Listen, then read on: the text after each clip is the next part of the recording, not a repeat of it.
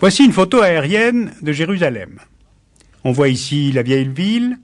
Son enceinte a été construite lors de la domination ottomane par Soleiman le Magnifique. À l'extérieur du rempart domine le mont des Oliviers. À l'intérieur, on peut repérer le mont Moria, c'est-à-dire le mont du Temple, lieu sacré et fondateur pour les Juifs. C'est ici qu'il y a 3000 ans s'élevait le temple de Salomon, qui abritait, selon la Bible, l'arche d'alliance et les tables de la loi.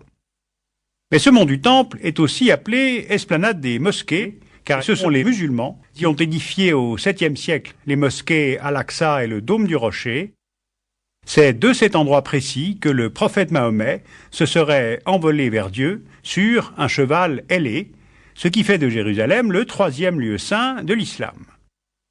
Enfin, le Saint-Sépulcre, vénéré par les chrétiens, car c'est là qu'aurait été crucifié le Christ et que se trouverait son tombeau. Voilà donc pourquoi Jérusalem est ville 3 fois sainte. Cela dit, son origine est antérieure à l'apparition des 3 religions monothéistes. Prenons une carte topographique de la région en gardant en mémoire les contours de cette vieille ville. En 1907, des archéologues britanniques ont découvert à l'extérieur de ces remparts une tombe enfermant des céramiques datant de 3200 ans avant l'ère chrétienne. Ces fouilles ont pu ainsi indiquer qu'une tribu de Cananéens vivait sur cette colline, sans doute intéressante pour sa topographie, car elle pouvait fournir des défenses naturelles, mais surtout pour la présence du seul point d'eau de la région, la source de Gihon. Pendant quelques 2000 ans, le village va s'agrandir. Il sera mentionné dans la Bible sous le nom de Jébus. Et c'est alors que vers l'an 1000 avant notre ère, le destin de la ville va croiser celui du peuple hébreu. Changeons d'échelle. C'est pendant cette période de l'Exode, rapportée par la Bible, que Moïse conduit le peuple hébreu de l'Égypte vers la terre promise. Les 12 tribus d'Israël vont s'y installer et finissent par former un seul royaume, doté d'une véritable continuité territoriale, à l'exception de la ville de Jébus. Or, on le voit bien, la ville est géographiquement au centre du royaume d'Israël, et David, le roi des Juifs, s'empare de la ville vers l'an 1000 avant notre ère, et en fait la capitale du royaume. Jébus est désormais appelée la cité de David, de capitale politique du royaume. David en fait aussi la capitale religieuse, car il y place l'Arche d'Alliance, qui renferme les tables de la loi, où sont gravés les 10 commandements révélés par Dieu à Moïse. Puis, sur le mont Moria, il bâtit un autel au nord de la ville. Et c'est à cet emplacement que son fils Salomon construira le premier temple. Le temple faisait un peu plus de 30 mètres de long sur 25 mètres de large. Il comportait un porche flanqué de 2 colonnes de cuivre, un sanctuaire et le Saint des Saints, où était déposée l'Arche d'Alliance. En tout cas, c'est là la description du temple que l'on trouve dans l'Ancien Testament. Mais comme la Bible est la seule source historique, elle est parfois contredite par des recherches archéologiques qui n'en ont jamais trouvé trace. Or, à la fin du VIe siècle, le temple va être détruit. La ville s'est agrandie, englobant une partie de la colline de l'ouest, mais le royaume d'Israël est conquis par Nabuchodonosor, le roi des Babyloniens. Jérusalem alors est saccagée, le temple rasé, et les Juifs sont déportés par dizaines de milliers vers Babylone. Alors dès ce moment-là, Jérusalem devient un symbole de l'indépendance perdue et le temple porteur de la foi indestructible du peuple hébreu. La première reconstruction du temple aura lieu 50 ans plus tard, lorsque Babylone est à son tour vaincue par Cyrus, le roi des Perses.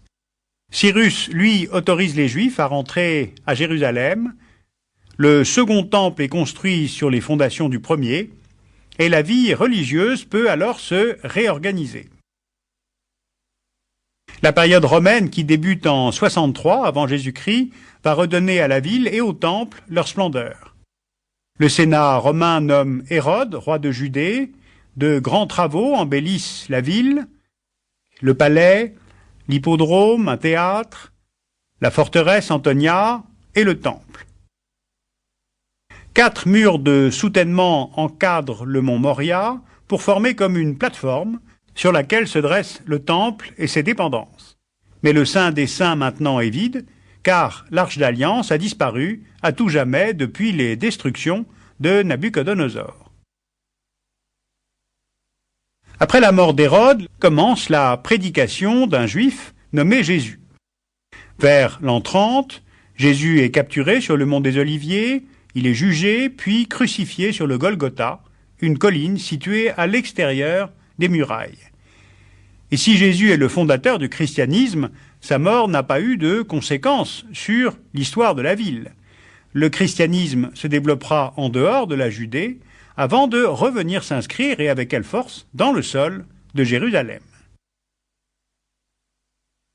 Après la mort d'Hérode, la ville s'agrandit, elle atteint vers 40 après Jésus-Christ une superficie jamais égalée, et ce jusqu'à l'arrivée des légions de Titus, qui vont être chargées à partir de 66 d'écraser le soulèvement des Juifs, révoltés par une domination romaine de plus en plus oppressante.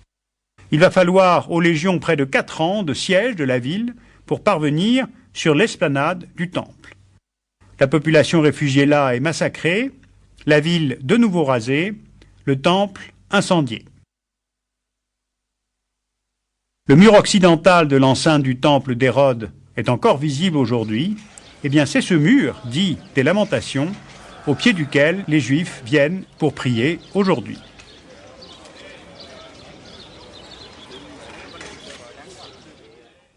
C'est l'empereur Hadrien qui achève la destruction de la ville en 130 après Jésus-Christ, en construisant par-dessus une ville romaine, Aelia Capitolina, effaçant ainsi tous les signes de la foi juive et de la foi chrétienne.